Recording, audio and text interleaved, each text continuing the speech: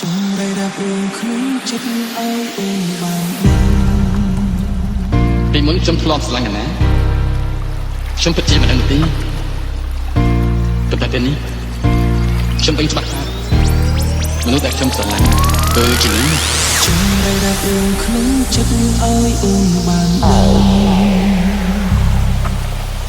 ប្រាប់អូនឲ្យហើយពេលនឹងខ្លាចគ្មានឱកាស